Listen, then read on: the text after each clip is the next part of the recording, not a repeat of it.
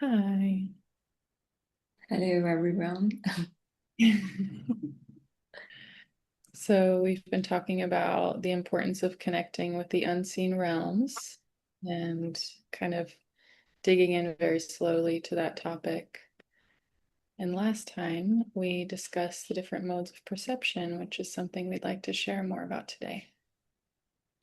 Yeah, because we believe all the things that we shared in our last post are just like bullet points for the different perceptions. And it's always useful to bring more examples so you can relate what we are talking about. Yeah. Yeah, the experiences we're talking about are so rich. They can be so varied in how they come through, and they can also be layered on top of each other. So everybody perceives the unseen in a different way. And I can just go over the different modes of perception very briefly. We have visual, auditory, cognitive, kinesthetic, and then there's smell and taste. So visual. Yeah, I think many people can relate to that from the physical world because we use our sight the most to navigate in the physical reality. And but when it comes to the unseen, it also comes from the name itself. Many people don't see direct images, but we can still perceive visual things like light or colors or different symbols. And it doesn't necessarily mean if you don't see like a full picture or like a movie, um, the unseen beings or the reality beyond the physical reality that you don't perceive visuals. It's just you need to discover the ways you perceive the visual things, like I mentioned with the light and the colors. I Mm. don't know if there's anything you can recall. It feels important to emphasize that some people can kind of receive a story or more complex pieces of information, and then there are people who receive like one image at a time, and it really just depends on the situation. But sometimes I'll see my ancestors doing like some kind of gesture, like scooping or something like that, and I literally just need to observe it happening over and over again to understand like what's the quality of what they're trying to show me. Is it the shape of the gesture? Is it the emotion behind the gesture? Mm. That's Do you have one? Yeah, what came to me is are the details of how we perceive. So many people think if they don't see everything in full detailed version, then it's not Mm. the real thing. So they say I don't see anything. Um, Usually I also don't see all the details like the all the mimics on the faces, or sometimes I don't even see the face, just Yeah. the outline of the figures. Mhm. And bringing my curiosity, just like you described, paying attention to that gesture, also paying attention to the different parts of the visual that I receive, helps me to unfold the the message behind the image. Yeah, that's such an important point about the details because, for example, an image of ancestors like scooping and making a gesture, there are so many things to pay attention to. What is the weather? What is the mood of the scene? What are they wearing? Do they seem frustrated? Do they seem happy? Are they celebrating? Are they gardening? Are they digging a grave? Like, And there are so many details, and it's important first to be curious. And second, what detail is pulling you in the most? What is the center point of what they're showing you? Yeah, that's so important. The center point to observe. It's like the most essential part of the message or the image that you receive, and also how the way you react to that is could be also very important. Yeah, that's such a good point.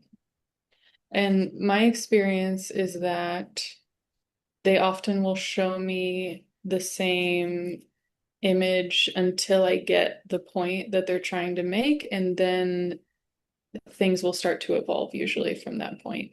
Mhm. Yeah, and what also helps me when I ask myself question like, why do they show me that, or what is the meaning behind? So asking questions also from myself and also from the unseen beings, for example, from the ancestors, helps me to get the details and also the focus point of the message. Something that feels important to share is that it's not necessarily when we say visual perception, it does happen that some people can see things in their physical space, but a lot of times when we talk about relating to the unseen realms, we're talking about like inner vision. Another language that can be used is third eye. I'm sure there's more terms to describe it, but for me, and for a lot of people, when you close your eyes, it's like you can be shown symbols or images or colors, like you said. Um, so, yeah, it's not always something that's physically in your space. Yeah, exactly. And sometimes visuals can also come when you are not focusing with your eyes, like Mhm. perceiving things from the corner of your eyes, or just when you have a soft gaze at the physical reality, then you can perceive more from the unseen.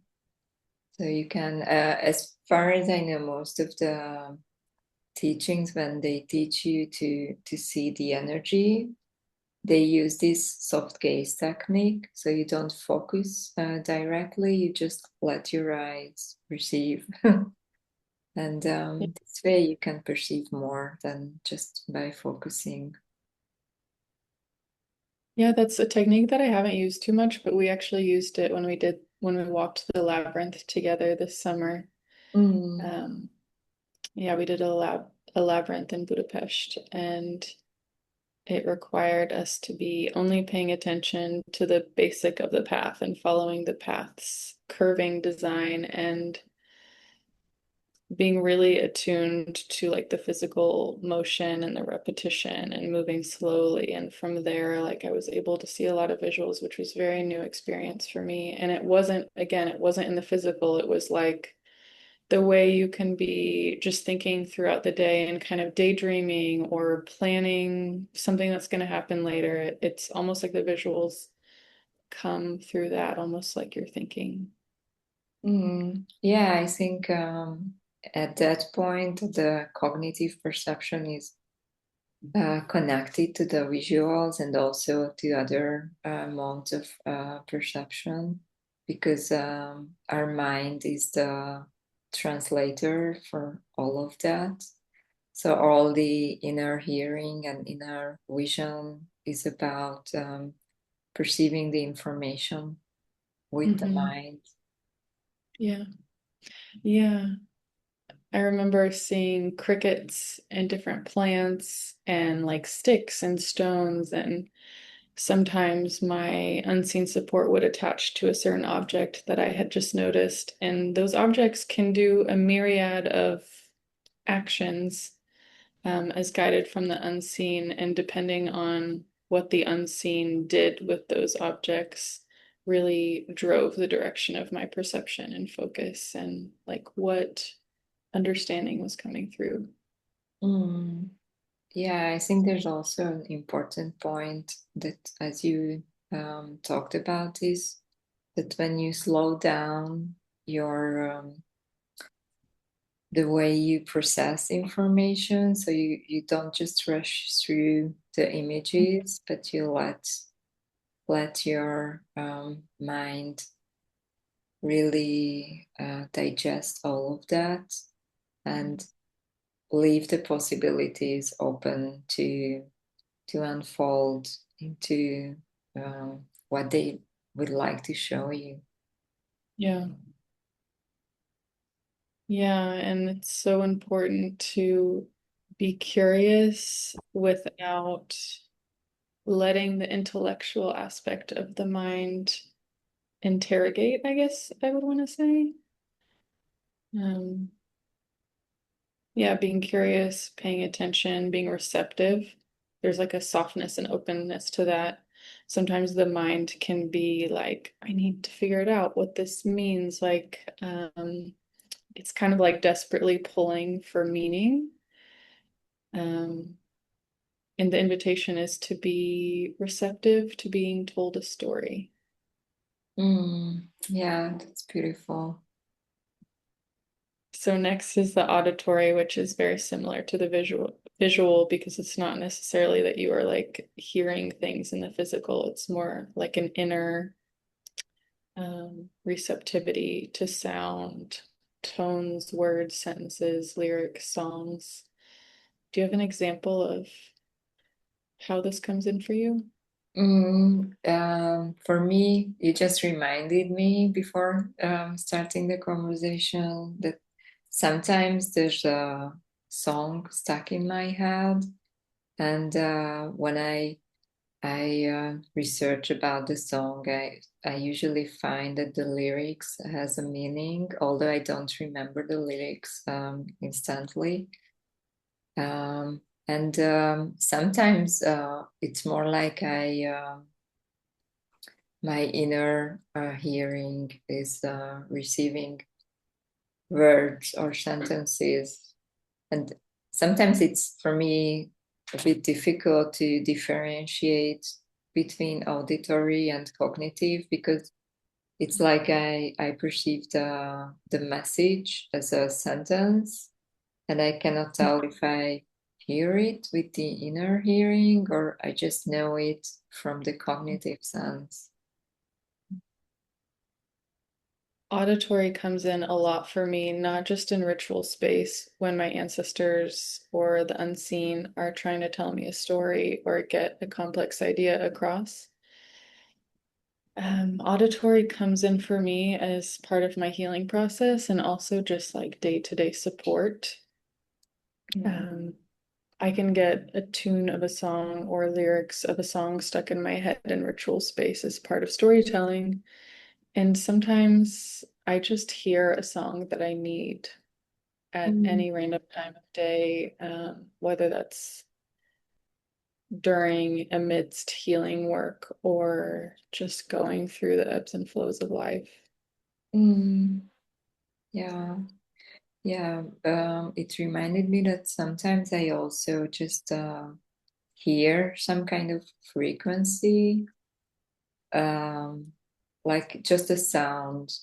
I wouldn't even say a tone. It's just a vibe that I hear. And I think it is also a way of healing for me to connect with that specific frequency, even though I don't know, not always know the source of. Mhm. Yeah. I don't know why I can't remember the exact science of it, but I feel like there are certain modes of perception that we're talking about. One is auditory, and I think the other one is taste and smell, that come from a very different part of our brain that's much less cognitive and intellectual. And I believe the science behind it, or the way to explain it, is that it like delivers us to feeling or experiencing or knowing. and kind of bypasses the intellectual, like meaning making aspect of our mind, which is really beautiful. Yeah, exactly. Yeah, thank you for bringing that. Mm. So the next one is cognitive, which I lovingly refer to as gnosis, Gnosis. It's just the feeling of knowing without actually knowing what the source of the knowledge is. It's not always necessarily seeing a sentence or hearing a sentence, it's just feeling um, like understanding or knowledge has arrived without really knowing how it's arrived. Yeah. Yeah, for me, I think this is the perception that I use the most, Mm. related to the unseen and also in rituals. Um, and I think I also navigate in the whole world with this. Mm. Um, and this is also you can also strengthen this kind of perception by practicing, and sometimes it's a bit tricky to tell the difference if it's your mind that is building up things, or if it's something that you just receive as a download, or you just know because there's someone behind who is sending it to you as a knowledge or a wisdom. I usually try to tell the difference by questioning the message. How would I put it together from my own physical experiences? And usually, when I realize that I don't have exact knowledge from my studies or from reading or from elsewhere about that subject, that I receive a download, then I call it is from the unseen. That feels like such a complex concept, and I'm wondering if you have a specific example in mind that you could share. Um, yeah, I practice a lot daily to just ask questions. And it's not like asking myself, it's more like asking the whole universe to present the answer. And most of the times it just pops into my head without thinking about the question itself. And then I know that it is not me who put it together from the knowledge that I've gained from the physical reality, um, and I think it's all also about being open and receptive to whatever comes in. Just take it in, and maybe you cannot figure out the meaning right away. You need to sit with it for a while, but it's just good to maybe write it down if you receive like a sentence, Yeah. or a more complex wisdom, and yeah, let it go through you in every layer, and digest it as if you just read it somewhere, or if you've seen that wisdom in the physical reality. I think it's a little bit like testing in yourself. Um, what does it mean, or does it really carry the truth for you? How Mm. can you connect to that, or how do you react to that? I think it's a bit similar with the visual and auditory, but the channel is different. Mm. There's so much to be said about this one. Um, I think something that is so common in this work, especially when you're returning to relating to the animate world or starting to relate with the ancestors and it's like a new skill you're learning. I think the most common question is, am I making this all up? And I can say even after a couple of years of doing this work, I still ask that question. And I don't know what the process will be to like stop asking that question. I think it brings discernment. It's important to ask that question. But we've experienced in ritual space and we've experienced with our peers and colleagues and clients over and over and over again. And an ancestral lineage is sharing information about their history or ways they dealt with certain things or where they come from. And they might show a deity or a place or historical objects. And it can be information coming through that you've never read about, you've never heard about, you've never been exposed to. And there are such specific details that all correlate that afterwards, when sometimes you're asked to do research, sometimes you just want to corroborate the information that comes through and you look it up doing some guided researching. And lo and behold, the symbols, the objects, the places, the timelines, like are so exact that literally the unseen bringing in information is really the only explanation for receiving that knowledge. Exactly. It's so juicy. Yeah. And I feel like naming that the most common like language people use to describe the cognitive, the gnosis, the direct knowing is just clear insights or downloads. That's a really common phrasing to say you got a download. And Mhm. that's kind of how it feels sometimes. Like your brain is a computer and the collective consciousness and the unseen realms, they're their own algorithm or computer and they're just like downloading information to you. So the next one is the kinesthetic way of perceiving. It's when our physical body is the channel of information and we feel it through different sensations. Um, it can be what you would call you feel energy moving through or feeling qualities in your body, somatic responses, which means that your body in different parts can react in a way that is not related to the physical reality around you. Like you might feel cold in the middle of the summer in the heat. Mm. Yeah, and also changes of temperature.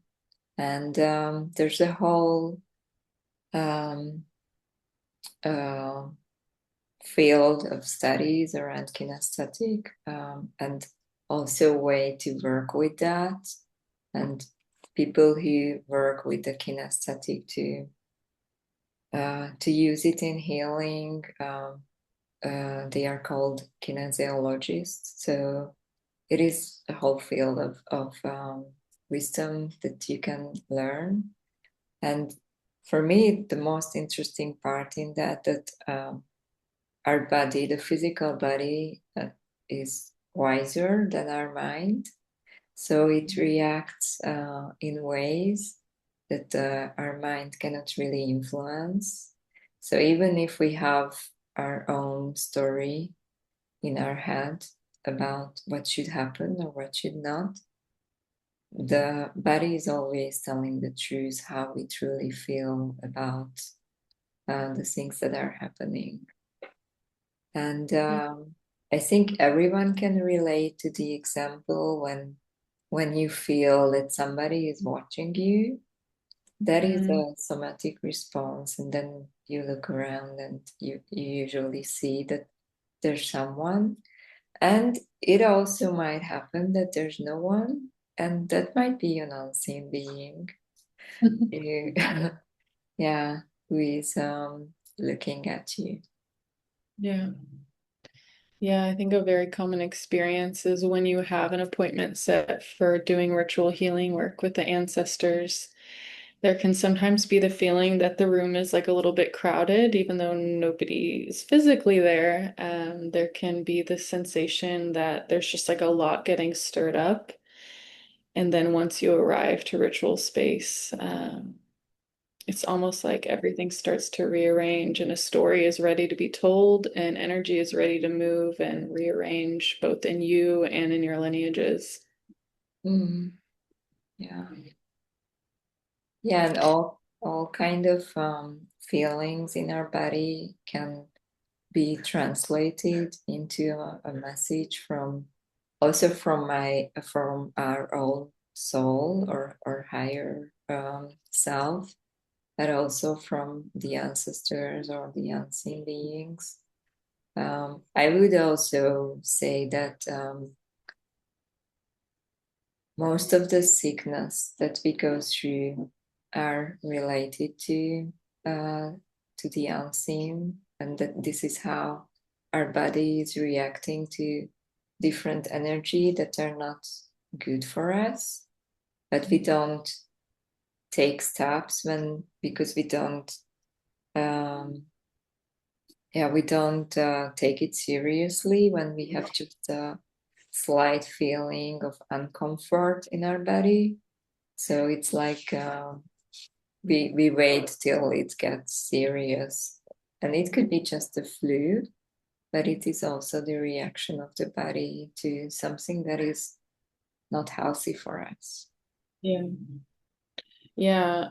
Illness is a great example, and also just the building up of tension in the body. Like sometimes your body can be reacting of contracting or um, kind of building armor somehow to physically anticipate energetic impact. And if you keep finding yourself in that situation or continuing whatever context is causing that reaction, it's almost like the body needs to be in homeostasis. And so it gets used to having that kind of armor or that kind of buffer Mm. between you and the outside world, which can literally result in like muscle pain or um, knots, just major tension that is chronic.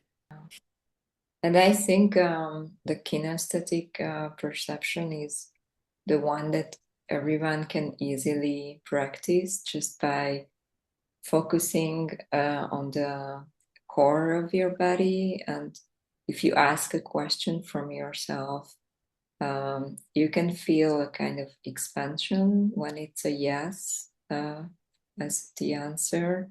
And you can feel that your whole body is pulling together and there's some kind of tension when it's a no.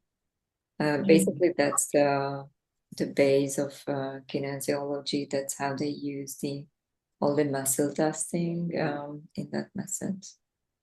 Yeah, yeah. It's like, is there an expansion and a relaxation, a softening, or is there a contraction, a tensing, a buffering? I don't do too much muscle testing, but I know kind of paying attention to your central channel and noticing that contraction or expansion is one way. I know some people do a kind of muscle testing where they press on their finger somehow. And if the finger tenses versus goes soft, then that can be a yes or a no. I'm sure there are more ways to muscle test as well. Yeah. Yeah. It's also and muscle testing is also about your muscles cannot be that strong when you have that kind of contraction in the body. So you cannot hold the muscle. I, And they usually test it on the hands or on the arms. And yeah, you Mhm. can also test it for yourself with your fingers. And when you can hold it strongly, it's a yes because you have the strength. And when it's a no, it's impossible to hold, even though you have all the muscles. It feels important to name that we live in a context that systemically requires us to override. our natural responses in order to maintain productivity and to keep going. We're often asked to push past our own limits. And there are also like very common relational dynamics, such as codependence, among many others, which can perpetuate our overriding of our own response. So even though this is such like an innate natural response that our body has, it can be quite a process to learn how to trust it. So all of these modes of perception, especially this somatic one, are just really beneficial for like daily practice and experimentation, and starting off with something really small and meaningless, such as like you want to eat a meal and you know you have a couple different things in your fridge, like maybe muscle testing which one you should go with. Should I go to bed early tonight, or should I read this thing I wanted to look at? And just simple things that are kind of inconsequential. Yeah, I usually suggest to, if you try muscle testing, first say statements that you know if they are real or not, or true or false. And yeah, it can be so simple like stating your name and then muscle test, and stating another name and muscle test. And you will feel the difference when you say a different name than yours. You cannot really hold those muscles so strongly. So you can play with it with statements that you know that are false or right, and then you can feel the difference how your body reacts to the difference. Part of the process, the somatic process of perception, especially in regards to like ritual space or any kind of healing work, is um, the animate world is very good at supporting energetic healing, something that unfolds in ritual space with the ancestors quite a bit. And so you can walk in not aware that you're carrying a kind of heaviness or loneliness that physically manifests in your body, as certain parts of the body feeling heavy, for example. And it's quite common to feel so recognized and met and affirmed in a way that you don't normally in your day to day. And so it's pretty common to have such a huge and sudden wave of relief that you might shed some tears or cry a little bit. And then by the end of the session, it's almost like your nervous system has been reset. And you can feel like a physical difference, an emotional difference in your energy from the beginning of the session to the end. Yeah, exactly. Yeah, and change of temperature can really play into that as well. Like sometimes the ancestors will be doing a process and you might get very hot while that's happening. Um, yeah, it's also a way to communicate information. If something is maybe not well, they might give kind of a cold feeling to let you know that there's like less life energy there. Mm. So I feel like that's a lot of examples, but there's Yeah. so much there. Yeah, the last one is the smell and the taste part. I think we can all uh, can relate to the different smells that we recognize from our childhood, and then we see or perceive the complex experience, like the smell of the cookie that our grandmother used to make for us, and instantly when we smell something similar to that, the whole memory comes back to us. um, I know many uh, stores are using it consciously, like they Mm. put lemon or some kind of citrus fragrance in the air when in the big shopping malls. which gives you the feeling of relaxation and freshness, and you Mm. feel relaxed to shop more. Yeah, but perceiving the unseen can also come through the smell and the taste. You can perceive different smells without having the source around you. Like I usually have the smell of different flowers that I cannot connect to the physical reality, but it can be something else. It's not always the pleasant ones, also. But they really turn something on in our not just in the mind, as you explained it, the smell is bypassing and also the taste, the critical mind. So Mhm. it really connects with the whole nervous system instantly, and we react to that. Mm. Yeah. Yeah, there's nothing like having a subtle smell of rose or lavender inside the house or on a walk, and you're like, wait, are there roses around? Is there a lavender bush? And there is none. Mm. I kind of feel like this one is maybe less common. What do you think? Mm. I think many people experience it, but they don't realize that it is happening. Like I've heard from many clients, like um, feeling a typical smell when they enter the room where their, I don't know, grandfather used to sit. And although the whole setting of the room have already changed, they still feel like the smell of the tobacco that they used to smoke. Yeah. So I think we all have this channel, but we don't, we don't take it as if it's the perception of the unseen, because sometimes we think it's almost like distinguishing between, am I making it up or is it really happening? Like, is it really the smell that is coming to the room without the source, or is it me remembering the smell of the room when my grandfather was still there?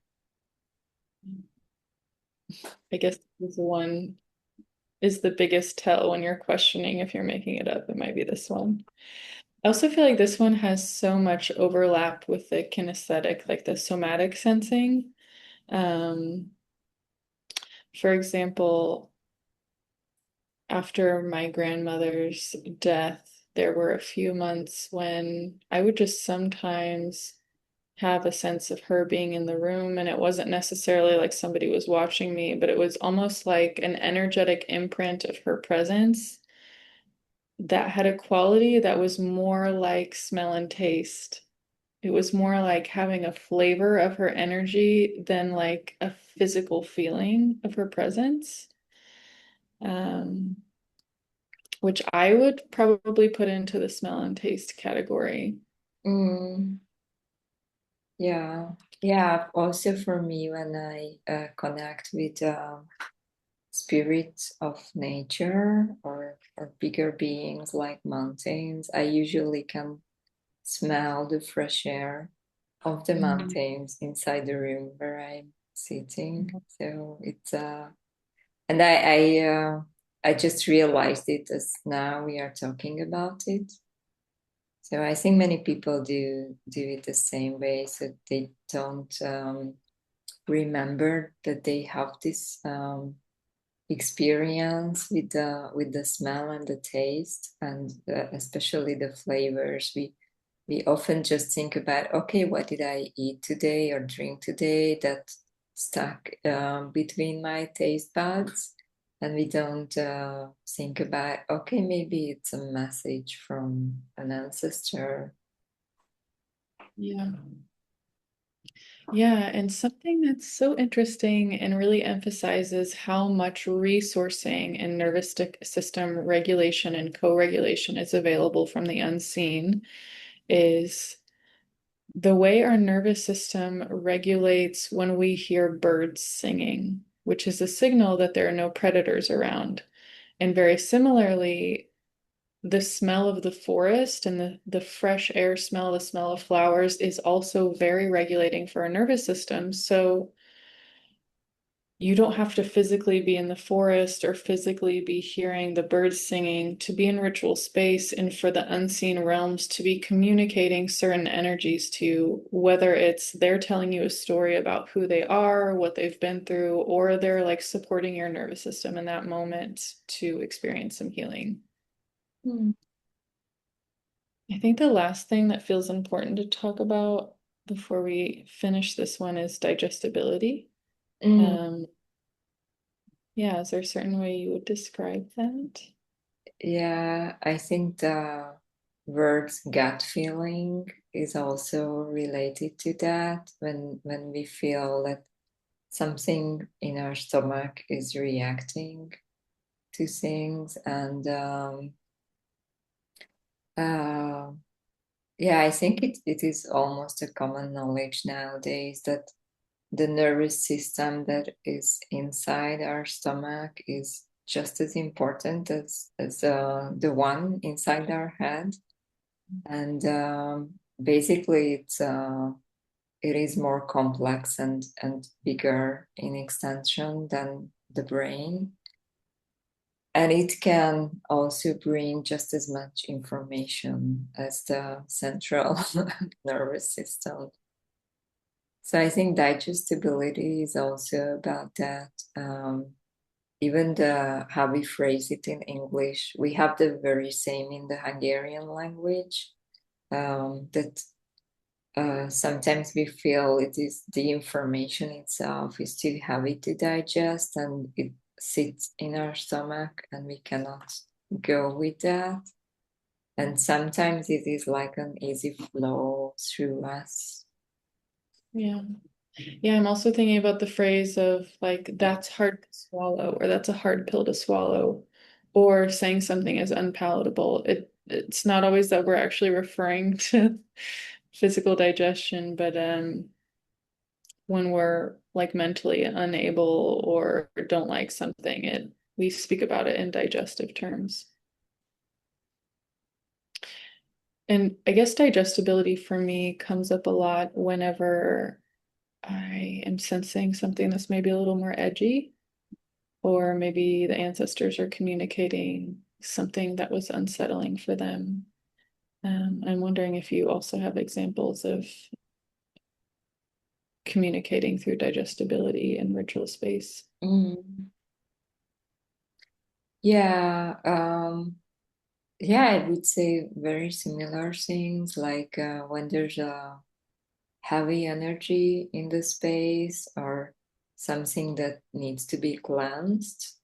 Mhm. I also feel a kind of heaviness in the stomach, and that is yeah, always translate it to myself that there's something that needs to be removed and not force it to sit with that.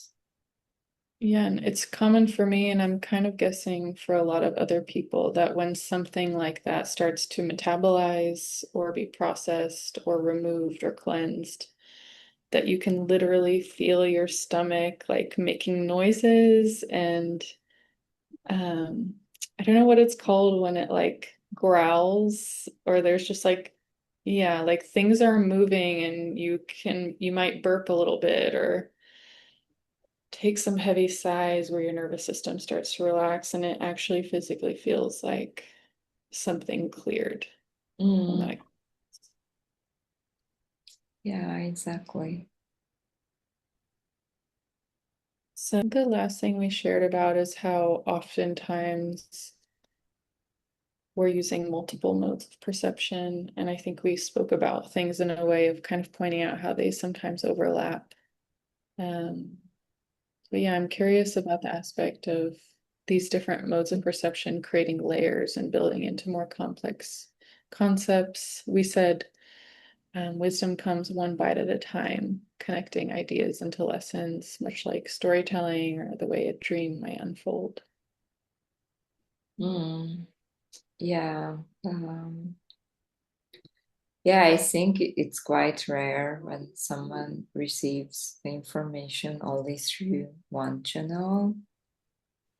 I think it's we all receive through all these channels, but maybe we are more used to use one that really works for us, and when we put our focus to that channel because we got used to that. But when we are opening ourselves to be more receptive in all ways, I think we can all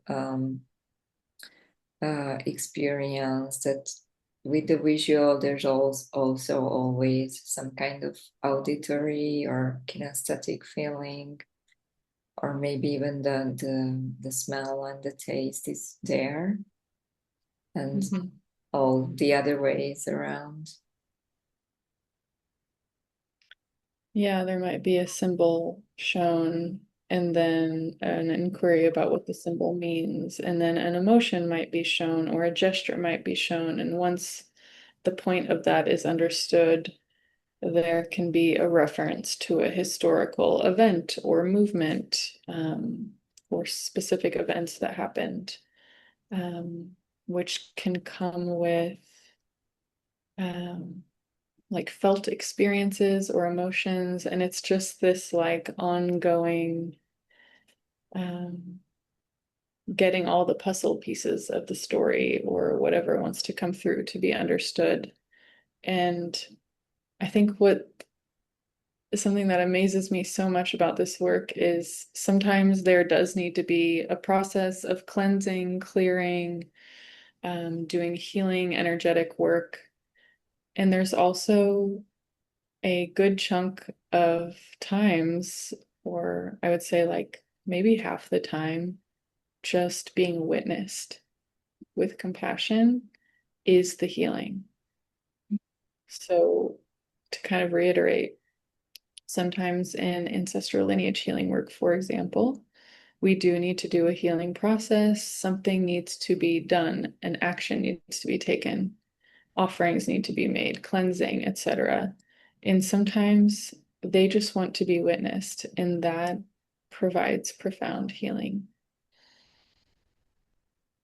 I'm very curious for anybody who's listening to hear about how they're already perceiving the unseen realms.